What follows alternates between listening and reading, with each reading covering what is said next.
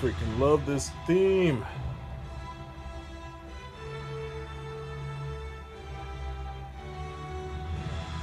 Welcome back to the Marvel Movie Marathon, and here we are, folks. We finally made it. Day 7. The Avengers. I don't have to tell you how much this movie was hyped back in the day. Once that post-credit scene from Ironman hit, everybody was just waiting to see how this movie was going to turn out. Every bit of news we got, casting info, fans just ate it up. We've never seen anything like this. Superheroes coming from different franchises to join forces into one big mega movie. Before Star Wars came back, this was basically the most anticipated movie of all time. Let's just get into it. The story goes like this. Thor's crazy ass brother Loki comes back to steal the Tesseract. And Nick Fury, instead of using his pager to call Carol Danvers, he decides to unite Earth's mightiest heroes to get the Tesseract back and, of course, to save the world. Who do we have on the roster? I'll tell you. We got Clint Barton, Hawkeye, greatest archer there is. We got Black Widow, super spy assassin, and great interrogator. And she also has some like electric fists. I don't know what that's about. Got the Incredible Hulk, big green rage monster. Thor, God of Thunder. The Invincible Iron Man, genius but a-hole. And the legendary super soldier himself, Captain America, finally returning to this universe. This movie is a classic. It's like the perfect comic book movie. Are there flaws? Of course, but as just a crowd-pleasing movie in itself, it just does not disappoint. It lives up to the hype and then some. We return to see our favorite characters in action, and we to catch up with them as well. We see Captain America adapting to modern life. We see Tony and Pepper's relationship blossoming. We see Thor still dealing with the grief of his movie and losing his brother. We see the Hulk still laying low in South America. Now, this is going to be a long one, so prepare yourself. Let's start with the Hulk. They replaced the actor Edward Norton with Mark Ruffalo, and I love Mark Ruffalo in this role. I prefer him over Ed. Not to say Edward was bad, but Mark Ruffalo really sells the tragedy of the character for me. And he looks like a scientist. Edward Norton kind of looks like a frat boy playing scientist. But there were scenes in The Incredible Hulk where I had Mark Ruffalo's head in place of Edward Norton. That's how much I love him in this role. And I wish he got to play it in his own movie. But the studio at the time wanted a bigger marquee name. Well, the joke's on them, because Mark Ruffalo is Bruce Banner. Then you got Clint Barton as Hawkeye, who got his got a really bad cameo in Thor, but this time you get to see his skill set. His skills with a bow and arrow are insane. Unfortunately, you don't get much of his personality because of the mind control, but they'll fix that later on in the movies. Black Widow, her intro scene is great. You see she's getting interrogated by like these Russian mobsters, and she just takes them out like this while being tied to a freaking chair. It's awesome. And she also gets some great scenes with Loki manipulating him into telling him his master plan. Then you got Thor, who's mellowed out since his time on Earth, and you still feel for him because he misses his brother and he just wants to bring him back. And again, he doesn't want to hurt him, but he has no choice. He has to put his brother in check. Then you got Iron Man, who's building a new tower in New York City with his girlfriend Pepper Potts. And, that's going well.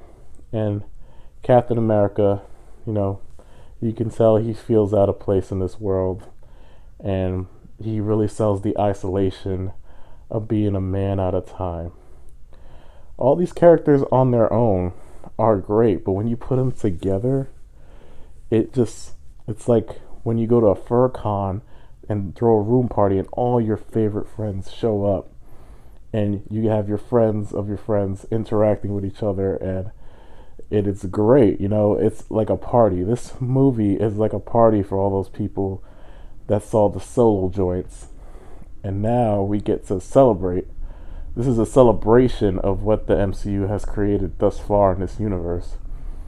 We got 5 movies, and then this one brings all the world building together. It's a simple story, but you don't need a complicated story. This movie is basically nothing but fan service. But even then, there's still good writing. There's some great jokes. And just seeing the Avengers talk to each other and how they can rub off each other and communicate, the rapport between some characters. Like you see Black Widow and Hawkeye having a moment. You see Tony and Cap, the friction that begins there because they're total opposites of each other. It's just great. And then Loki, I wasn't crazy about him in the last movie, but he finally shows up and he proves that he can be a big bad. I would have loved to see the Red Skull come back, but Loki does a great job in this film. In the original comics, he is the original reason why the Avengers come together in the first place, because he's causing havoc, and this is a great, homage to that first issue. And then you also got the supporting characters returning. You got Nick Fury, Agent Coulson, Eric Selvig from Thor. Pepper Potts makes a small cameo, and they play good roles. You see S.H.I.E.L.D. finally at their full power. Like, S.H.I.E.L.D. is freaking huge organization, and you can see it here. This movie has a lot of geek out moments for the fans. You got Iron Man fighting Thor. You got Hulk trying to lift Thor's hammer, or Thor hitting his hammer against Cap's shield, creating this epic explosion. There's so many great moments in this movie. Every hero gets at least one standout moment in this film, even Hawkeye. And then there's this great tracking shot at the end where they go from one Avenger to the next, and that's when you realize you're watching an Avengers movie. This is insane. People, years ago could never predict this would actually happen, and this movie is basically one big payoff to Marvel's slow building technique of movies. Other studios will try to rush these movies to get to the big payoff, but not Marvel. They took their time, and again, this was worth the wait. The final 30 minutes is just nothing but fan service, man. I can't geek out about this movie enough. You also get introduced to Maria Hill, Nick Fury's second in command. We need more badass women, so she is definitely a welcome treat. Stan Lee gets a pretty good cameo in this one. I know I haven't been talking about them much, but that's because they've been kind of meh. Except the one in Captain Marvel where he's basically playing himself, which if you think about too much will make your head explode. And then in the Hulk where he gets poisoned, why would you poison Stan Lee? But his cameo here is pretty solid, and it's a treat because it's ironic.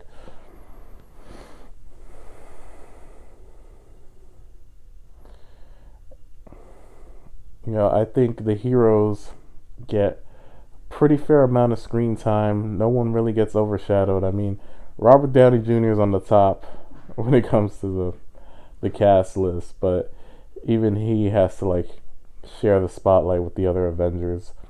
And again, it's just so great to see these guys bicker and fight amongst themselves. And then you got him bonding with Bruce Banner. That's really cool. And they're talking about their different things that make them unique, like his arc reactor, and Banner is talking about the Hulk, which finally, he serves a point. He's not just a big thing that smashes. He has his hero moment in the fight in New York.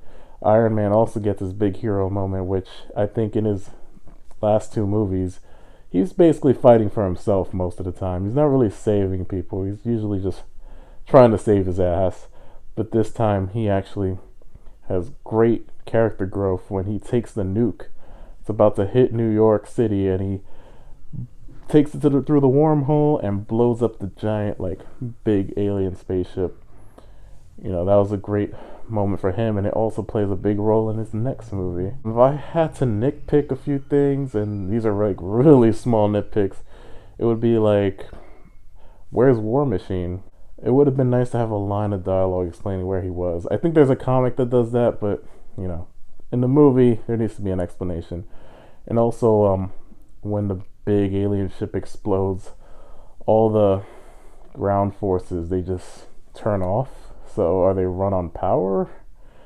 It's kind of vague how the army works, because again, once that ship is done, they just fall to the ground. It's a little convenient, yeah, but you know, watching it for the first time didn't bother me much. And you also got Coulson's death, which, you know, it hits you home when you've seen these movies in a row, because he's like us. He's like our eyes through this world, because he's a fanboy. He's telling Captain America to sign his trading cards, for crying out loud. So when he dies, you know, you feel the impact. If anything, I would prefer the Avengers to assemble a lot sooner, but once you get to that circle shot at the end, it's the most fulfilling moment in a movie theater I've ever had. I watched this at midnight opening day with a bunch of other fans, and the crowd was nuts. They cheered like every time. They cheered during the moment where like Hulk saved Tony from falling, or where Iron Man uses his beam against Cap's shield. Like, there's so many like crowd roaring moments in this film, and I'll never forget watching that movie for the first time. It was definitely like one of the best experiences in my life, and probably the best experience I'll ever have in a movie theater period. So Captain America gets a new costume in this movie. A lot of people don't like it, but when I first saw it, I loved it. This is what Captain America looks like, and I was waiting for the traditional costume, and it didn't disappoint. The helmet might be a little silly, especially, you know, with the ears not showing, but I thought it was great. I loved just seeing him fight against aliens and being a captain to his team. Like, I love when he tells people like what to do, like Hawkeye, you know, go to the roof, you know, Iron Man, turn him to dust. And it's great, man. Like, this is what makes the movie so special, seeing these different heroes, these big, larger than life personalities just work together. When I was a kid, I loved the Power Rangers growing up, and to me, this is my adult version of the Power Rangers. This is a superhuman team saving the world, and that's why I love the Avengers. This is why I love the Marvel Cinematic Universe, because we can have big event films like this that are so satisfying that I can rewatch over and over again and never get tired of. Up next is Phase 2 of the Marvel Cinematic Universe. Where do we go from here? That was my main question walking out of the theater. What happens next? How do we become invested in these solo movies when we've just come from a big team-up movie? Well, I guess we'll find out together when tomorrow we'll wrap up the Iron Man trilogy with Iron Man 3. And again, thank you for watching. It means a lot to me, and I hope you're enjoying these videos. Don't be shy. Feel free to comment.